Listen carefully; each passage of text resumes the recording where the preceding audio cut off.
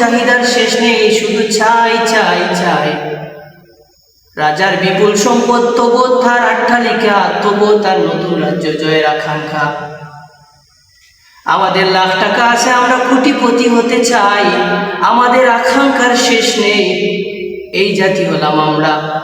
আল্লাহ পাক রব্বুল আলামিন পবিত্র কালামে পাকে ইরশাদ করেন, লাকাদ খালাকনাল ইনসানা ফি আহসানি তাকওয়িম। আমি মানব জাতিকে সবচেয়ে সুন্দর আকৃতি দিয়ে তাদেরকে সৃষ্টি করেছি। আমাদেরকে আল্লাহ রাব্বুল আলামিন কত সুন্দর দেহ, কত সুন্দর আকৃতি দিয়ে সৃষ্টি করেছেন, যা অন্য কোনো প্রাণীকে সৃষ্টি করেন নাই। আমাদেরকে আশরাফুল মাখলুকাত, সৃষ্টির সেরা জীব হিসাবে আল্লাহ রাব্বুল আলামিন আমাদেরকে সৃষ্টি করেছেন।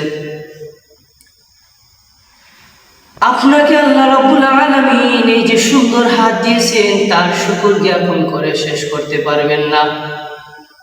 এই যে চক্ষু দিয়েছে, এই যে পা দিয়েছে, যাকে আল্লাহ রাব্বুল আলামিন পা দেন নাই, চোখ দুটি দেন নাই, অন্ধ দিয়েছেন, আতুর দিয়েছেন, তাদেরকে জিজ্ঞেস করুন তাদের কি অনুভূতি। তাদেরকে জিজ্ঞেস করুন তাদের কি কষ্ট। তাদের দুনিয়ার তারা কিছুই চায় না, তারা শুধু আল্লাহ রাব্বুল আলামিনের কাছে ফরিয়াদ করে, হায় যদি আমার আজ দুটি পা থাকতো, আমি আর কিছুই চাইতাম না।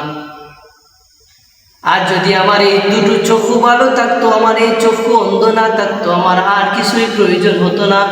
রাব্বুল আলামিনের শুকর জ্ঞাপন করে করে বাকিটা জিন্দেগি কাটিয়ে দিতাম।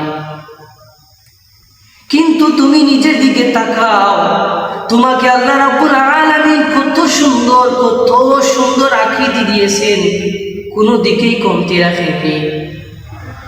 তাহলে তুমি কেন রাব্বুল আলামিনের কাছে নিরাশ হচ্ছ? তুমি কেন শুকর জ্ঞাপন করতেছ না? শুধু চাই চাই চাই। তুমি একবার বলে দেখো না, রাব্বুল আলামিন তুমি আমাকে যা দিয়েছো আমি সন্তুষ্ট, আমি আর কিছুই চাই না।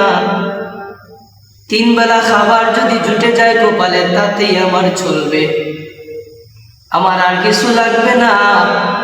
আমি বাকিটা জিন্দেগি তোমার গোলামির মাধ্যমে আমি কাটাতে চাই। দেখো না মাওলা তোমার পর কি খুশি হয়। কিন্তু আমাদের কোনো চাহিদার শেষ নেই, শুধু চাই চাই চাই। রাজার বিপুল সম্পদ, তবু তার অট্টালিকা, তবু তার নতুন রাজ্য জয়ের আকাঙ্ক্ষা। আমাদের লাখ টাকা আছে, আমরা কোটিপতি হতে চাই, আমাদের আকাঙ্ক্ষার শেষ নেই। এই জাতি হলাম আমরা।